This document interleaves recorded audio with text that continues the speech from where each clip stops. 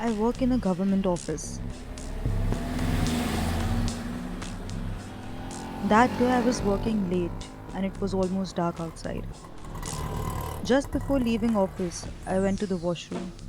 He must have seen me leaving my seat and followed me. I can't say. All I remember is that when I opened the door of the bathroom, I saw him standing right there with a lewd look on his face and his pants down. He was standing there almost naked. I couldn't react. I was so scared. I ran out of the bathroom blindly. I stopped only when I was back in my cubicle, sobbing my heart out with my colleagues surrounding me and asking me what has happened.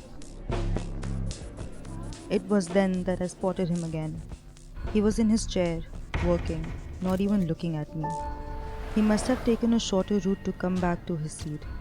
There's no way I could prove his crime. No one would believe me.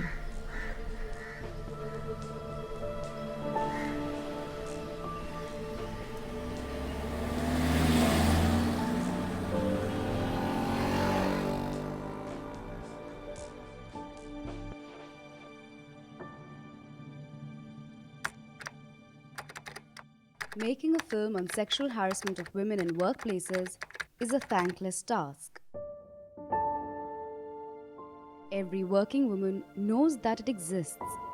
Each one has faced it, in some form or the other.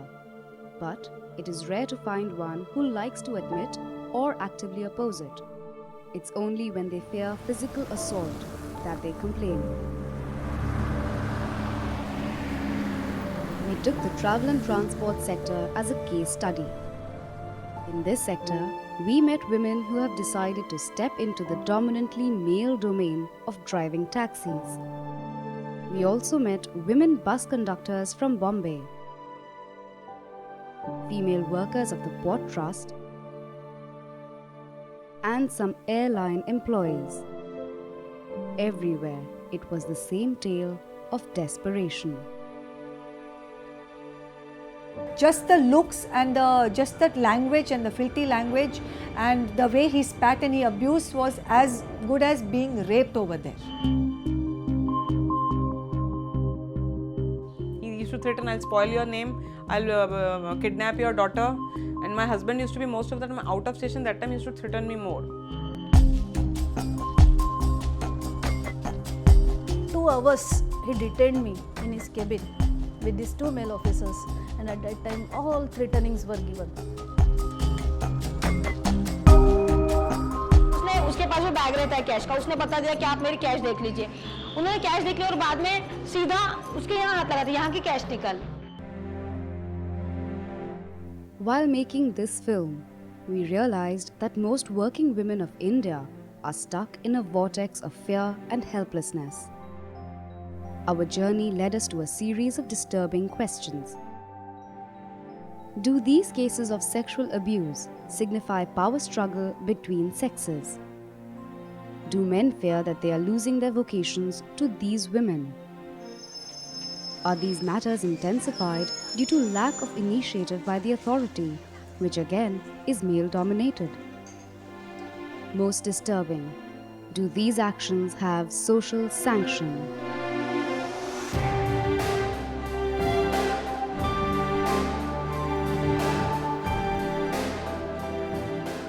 To start with, for a perspective, we met Anagha Sarpoddar, a scholar doing her PhD on sexual harassment of women at workplaces.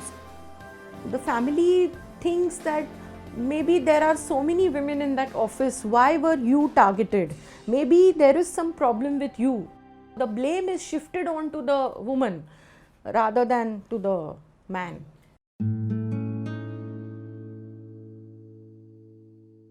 I have cases where women have been kind of threatened by their family that if you complain of sexual harassment, I will divorce you. They have simultaneously 2 litigations going on. One is of the sexual harassment, say in the High Court, and another one in the family court. Most cases of sexual harassment, there is an issue of power. So in most cases it will be a senior person, a male, who abuses his power. So sexual harassment is more about power than about sex.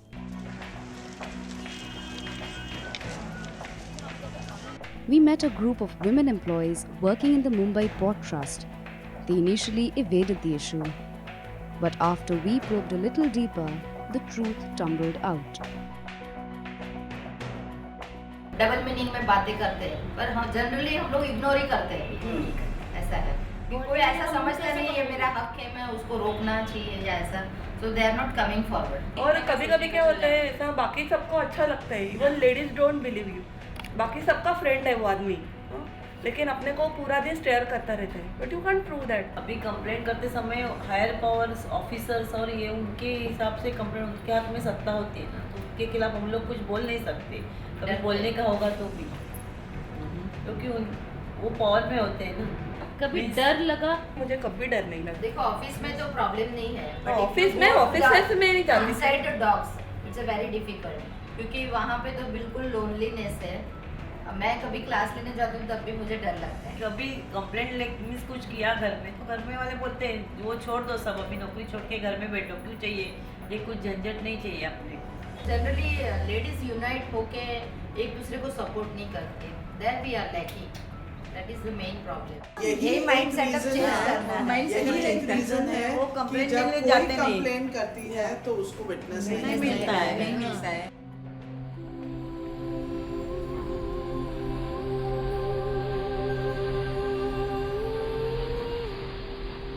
Prachi Desai, a port trust employee, dared to point out the follies of her boss in a public forum. Her male boss took every possible step to make her life a living hell. Prachi complained, but with no results. No action has been taken for 6 years. हमारी एक senior lady officer थी, उनका लड़की का शादी था and she wanted to withdraw her own money, PF money. तो उन्होंने जो highest position in department, he was additional HOD, कुछ रिवेंजफुल एटीट्यूड से उनका पीएफ फॉर्म जो था वो गुम करवाया था. सो उनके अगेंस्ट में एक लेडी ने आवाज़ उठाई थी. This was for the first time in BPT's हिस्ट्री. So I thought that I should support her fully. अगर अभी हम लोग पीछे हट गए, so she will be targeted like anything. I spoke. We ladies are coming together to address our grievances. उसके बाद उन्होंने मुझे जो टारगेट करना शुरू किया, he called me evening at 5:30 PM. This was our office hours close हो जाते हैं, and 2 hours he detained me in his cabin with these 2 male officers, and at that time all threatenings were given.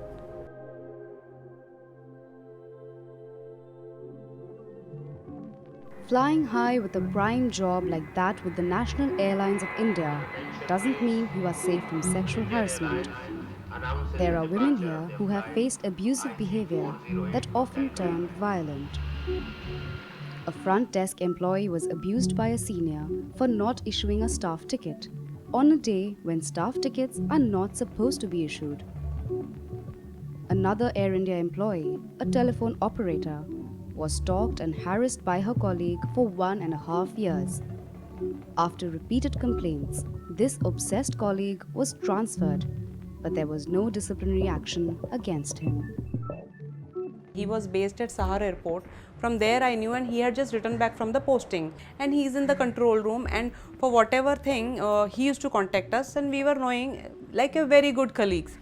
But when he started drinking and abusing me and maligning my name, and if I used to talk to somebody, he used to come in my department in my shift duty, when he used to find me all alone, that time he used to either keep calling up and abusing me, giving me all the possible galis. I mean, I started getting scared, and I started getting dominated. The day by day, when I started saying now it is up to my limit, I am going to go to your department and tell your bosses.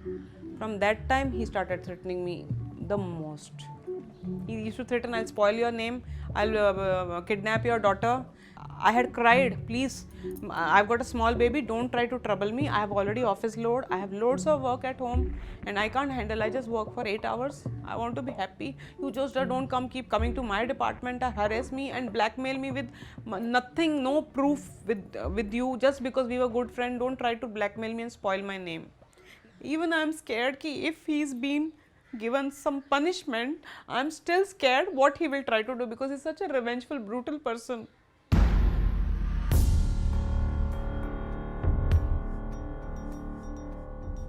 It was a Sunday evening on the 14th of March 2010, and we were only two of us on duty, my shift in charge Mr. Chowdhury and I.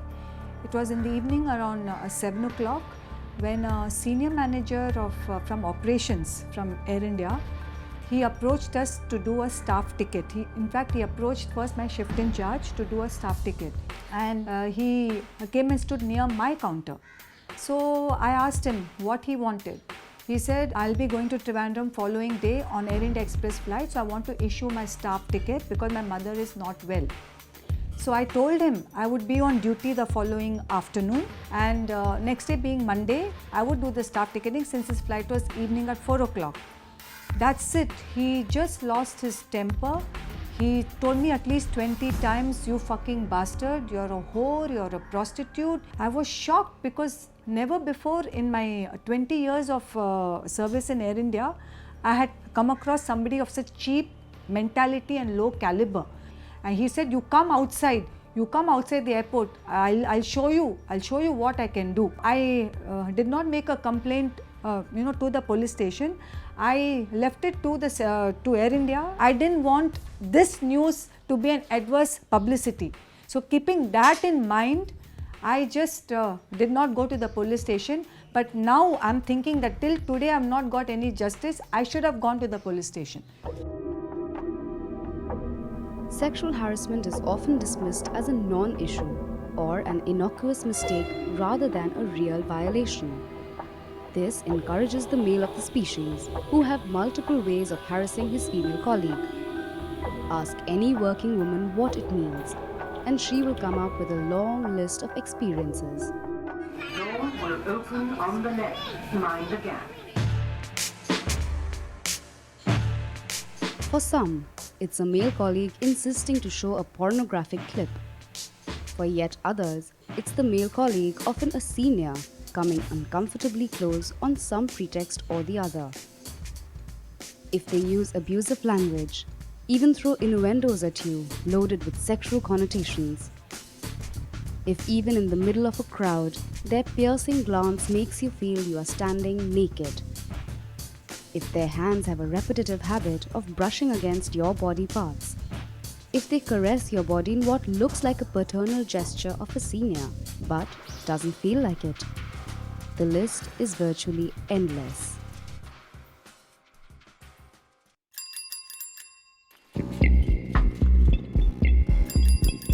The worst case scenario is when the male thinks you are infringing on his territory and taking away his source of livelihood. With transport workers, especially those on active duty like bus conductors, this is often the case.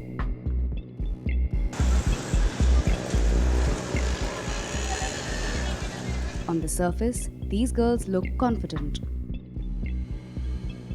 But dig a little deeper. They spend close to 12 hours inside buses every day, often handling rowdy passengers. After that, when they return to the depot, they have nothing to make them feel welcome. Leave aside special benefits, they don't even have basic ones. हम लोगों को थोड़ा adjust करना पड़ता है rest room या फिर थोड़ा सा अगर रूम मिल जाए ना थोड़ी सी खोली तो वो नहीं है यहाँ। हाँ यहाँ पे 2 साल हो गया मैं जॉब कर रही हूँ फिर भी 2 साल में रेस्ट रूम अभी तक बना नहीं है इसके लिए चेंजिंग के लिए प्रॉब्लम होता है फुल यूनिफॉर्म नहीं पहन सकते और ये लोग कंपलसरी फुल यूनिफॉर्म पहनने के लिए बोलते हैं पहनेंगे कैसे है रेस्ट रूम है ही नहीं तो रेस्ट रूम नहीं इसीलिए तो प्रॉब्लम हो रहा है ना जेंट जैसा नाइट कर सकता है वैसा लेडीज नहीं कर सकती जैसे एसटी है बोलते ना इंडिया की पहचान है वो एसटी तो उस तरह से हम लोग को आप देखो ना हम लोग जॉब करते हैं लेकिन हमारी मजबूरी ऐसे हम लोग जॉब करते हैं ऐसा हो गया Their male counterparts do not take these worries seriously, and if they harp on it too much, they get a mouthful for whining like a woman, but still continuing in a manly profession. Therefore, when abused sexually, many of them are scared to report the fact to seniors. एक मेरी friend है औरंगाबाद में काम करती हैं उसके साथ यही हुआ था कि उसके बॉस ने उसको डिमांड किया था फिजिकल रिलेशन के लिए उसने मना कर दिया तो बाद में मना करने के बाद वो उसको बहुत हैरेस करता था। बाद में उसने क्या करी कि और रिकॉर्डिंग कर ली उसने उस बात का, जो बात हुई थी वो दोनों के दरमियान, वो डिमांड कर रहा है और ये करे, तो उसने डिमांड करने के बाद उसने वो कमिटी के सामने रख दिया। लेकिन वो जो था ऑफिसर, सिर्फ उसकी ट्रांसफ़र हो गई, उसको कुछ भी पनिशमेंट नहीं हुई। इतना बड़ा ये होने के बाद भी आप उसको पनिश नहीं करते हैं, चार्जशीट नहीं देते, जिसमें सस्पेंड नहीं करते, सिर्फ ट्रांसफ़र कर दिए, ये क्या पनिशमेंट हो गई क्या?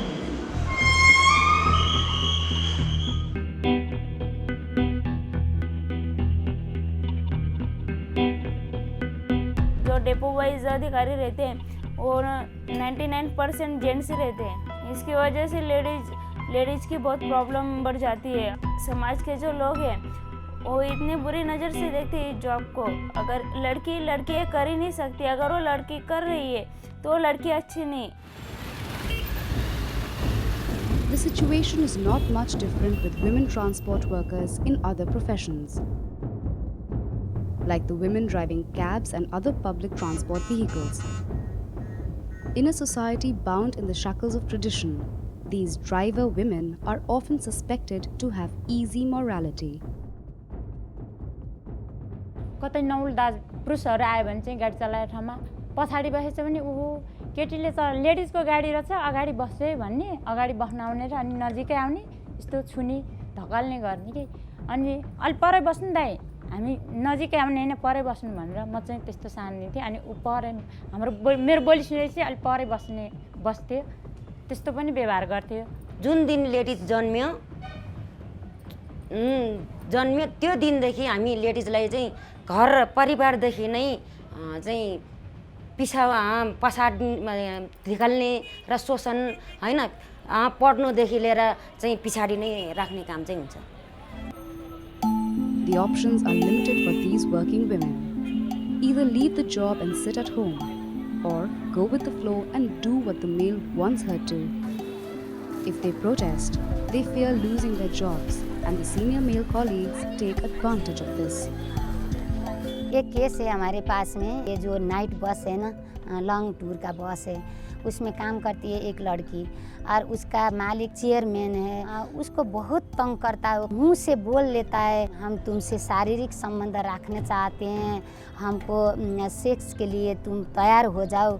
वो बहुत परेशान है, वो मेरे पास आके रोती है, मुझे भी आंसू आता है। तो हम क्या करें, उसको कैसे सजाए दिलाए? हमने तो सोचा है क्या बोलते हैं ये डॉन होते हैं ना, डॉन को भिड़ा दें, उसको हाथ पैर तोड़ के रख दें।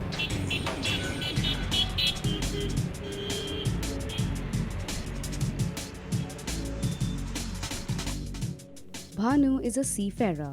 She works in the shipping industry. She represents those women who have the courage to step out of their so-called traditional duties to build professional careers of their own, that too in a manly profession. Her courage, however, didn't find much appreciation among her male colleagues. One of them almost smothered her to death on a minor pretext. In 2010, I was there as a second officer, and I'm the one and only lady officer there. One of the captain, he is from Pakistan. It's shouting all the time, getting angry very fast. Then after we are just near to the jetty, I called to the bridge and asking which line we have to give to the shore. But there's no reply from the bridge. I called several times because we are very, very close to the jetty, but nobody replied from the bridge. Then I heard this chief officer Ford station. He called to the bridge and asking captain, this aft station is calling, can you hear that? But then after again he starts shouting, I can hear keep shut up, something like that. He is shouting with the chief officer. Then after the station, I have to send one report to the company that we were alongside. So I went to the bridge and I was in the bridge and I am preparing that paper. This captain came to me. Normally he is not the bridge after the station. He just came to me when I am preparing that paper, and he asked, why you cannot hear me? I said, no sir, I didn't hear you, but that's why I called in the bridge. But I saw he's just something like shivering, something maybe anger. Suddenly he grabbed my hand and twisted, fully twisted. Even I didn't recognize what's happening, and I didn't feel what's going on. He didn't remove my hand, and he started kicking me. He started kicking me like anything. I don't know. I thought maybe I'm going to die. I don't know really. He put his leg over here and tried to push me down. I'm on the floor, and it's a man, and I'm a lady, and I'm helpless.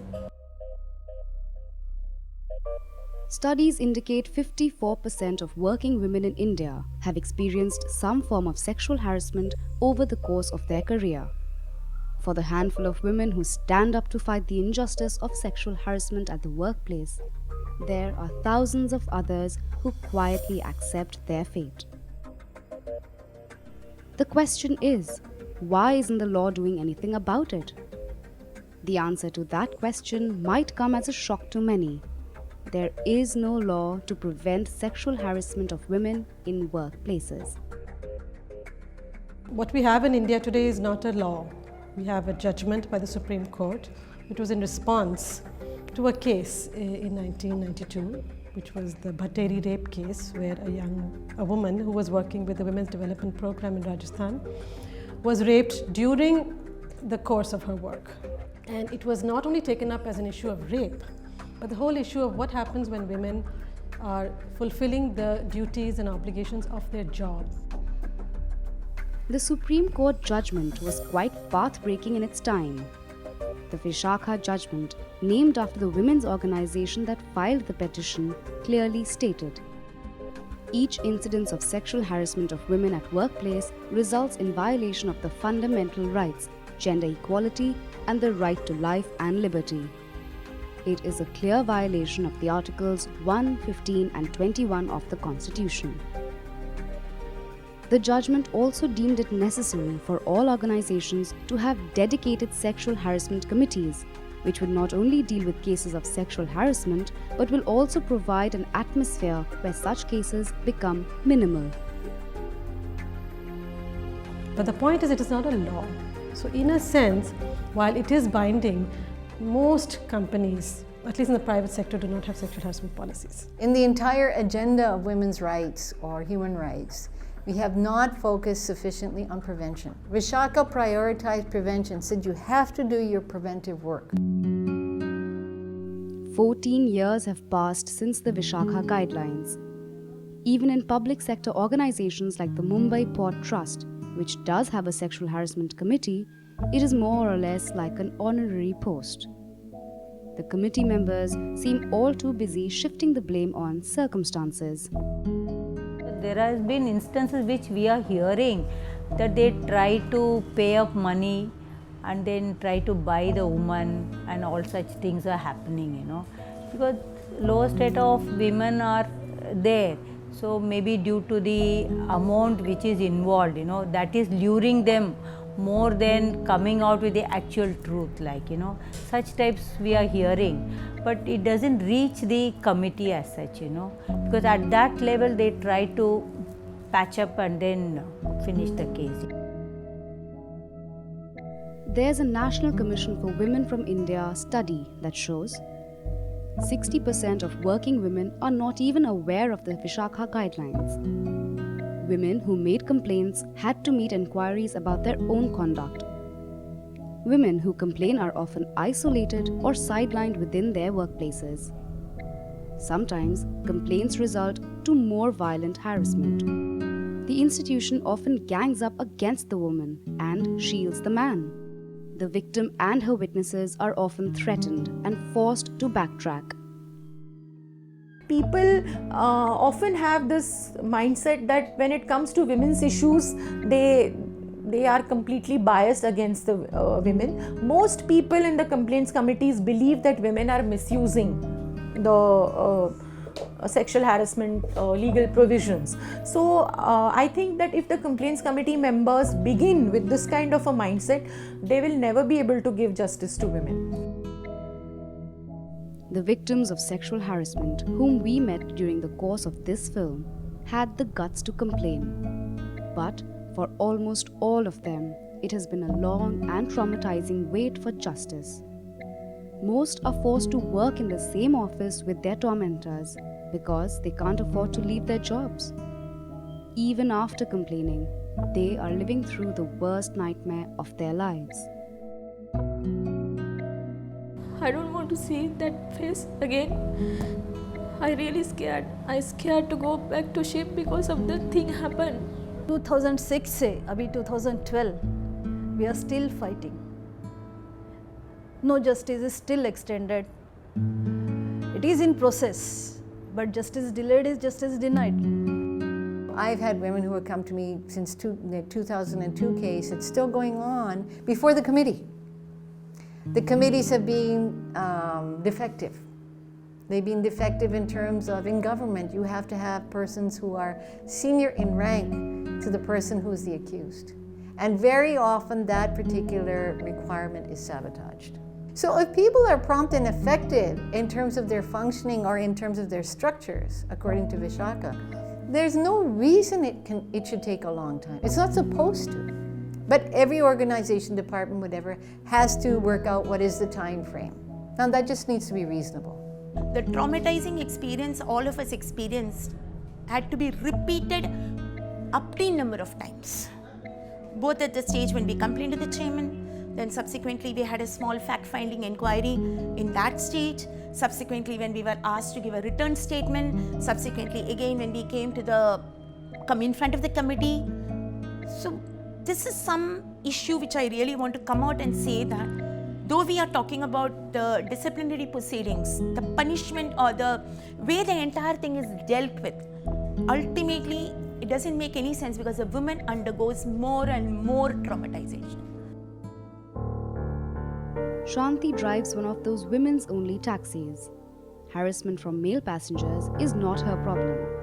Her problem is the vocation itself. The idea behind such cabs is to provide women a safer means of transport. But it isn't all cakewalk. Women like Shanti are not welcome in this men's only domain. हमारी जो training होती है उसमें self defence का class सिखाया जाता है। जैसे कोई अटैक करते हैं, कोई कुछ प्रॉब्लम हो गई तो उसके लिए हमें कैसे मतलब उनका सामना करना चाहिए।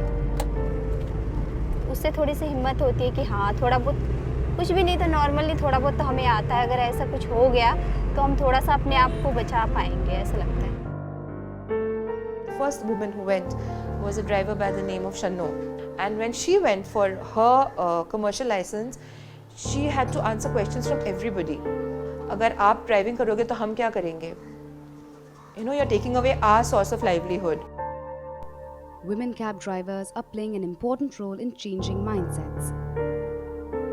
They are better behaved, hardworking, and they do offer a feeling of safety for women passengers in the urban jungles of India that are not too well known for safety of working women.